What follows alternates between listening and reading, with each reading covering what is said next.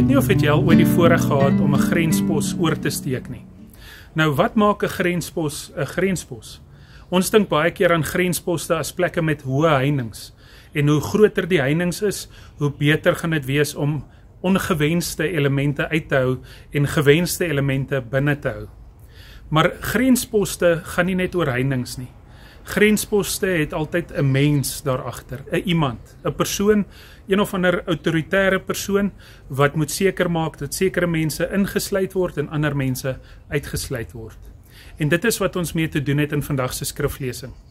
In Markus 10 lees ons van die blinde Bartimeus. En dit is die enigste plek waar 'n persoon wat Jesus genees het, sy naam pertinent genoem word in die evangelies. En ons kry die tipiese formule wat ons by allerhande ander genesings van Jesus kry.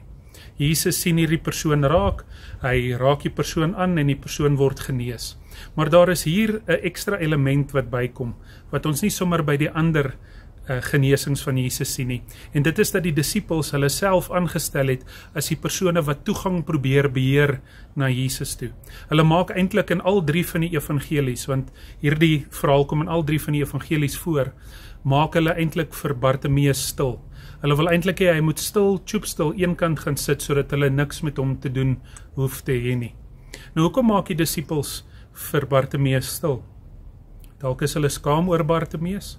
Dalk voel hulle dat Jesus ietsie spesiaal het en as Jesus van sy ietsie spesiaal vir Bartimeus gee, dan is daar minder ietsie spesiaal vir die disippels oor, asof Jesus se goedheid en sy liefde soos 'n koek is, en as Bartimeus 'n groter sny van die koek kry, beteken daar is minder koek vir die disippels oor. Daar is verskeie redes hoekom ons toegang somtyds wil beheer. En baie keer wil ons selfs toegang beheer na die Here toe. Ons is baie keer bang om mense in te nooi wat uitgeworpenes is. Ons is baie keer bang om mense in te nooi wat ons eintlik niks mee te doen wil hê nie, omdat daar een of ander grens tussen ons en hulle opgestel is. En dan stel ons onsself aan as hierdie autoritaire persone, hierdie mense wat die toegang na Jesus toe moet beheer. Terwyl Jesus eintlik 'n poreuse grens verkondig het. Laat die kindertjies na my toe kom. Terwyl die straatkinders dikwels kinders is wat uitgestoot is en uitgeskuif is, het Jesus gesê, nee, laat hulle na my toe kom, bring hulle nader na my toe. Jesus het keer op keer grense oorgesteek, keer op keer gewys dat toegang na hom toe nie beheer hoef te word nie, want hy is 'n God van liefde en 'n God van deernis. Mag ek en jy vandag en elke ander dag leer om nie toegang na Jesus toe te beheer nie, maar om juis ietsie van sy liefde te beklemtoon en te verkondig. Hemelvader, baie dankie dat U vir ons lief is. Dankie dat ons vrye toegang na U toe verkry het in U Seun Jesus Christus.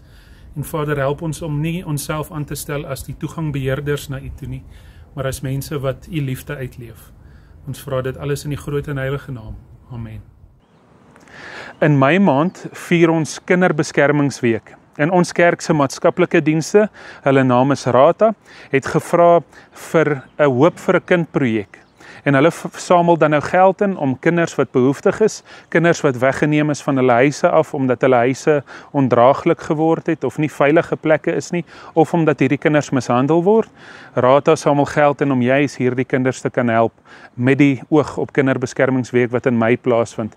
Ons vra alreeds hulp in hierdie verband, as jy voel dat die Here dit op jou hart geplaas het, en jy wil graag ietsie gee, om 'n verskil te maak in 'n behoeftige kind se lewe, met die oog op Kinderbeskermingsweek wat in Mei plaasvind, is jy baie welkom op die onderstaande skakel te klik en 'n donasie te maak.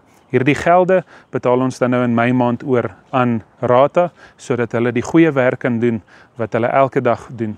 En onder andere reël hulle berading vir kinders, sielkundige dienste, arbeidsterapeute en dies meer, sodat hulle hierdie kinders tot die beste van hulle vermoëns ook kan help. En jy kan ook help om hierdie werk moontlik te maak. So baie dankie dat ons jou hiervoor kan vra. Baie dankie dat jy vandag saam met my gekuier het. Ons kuier weer.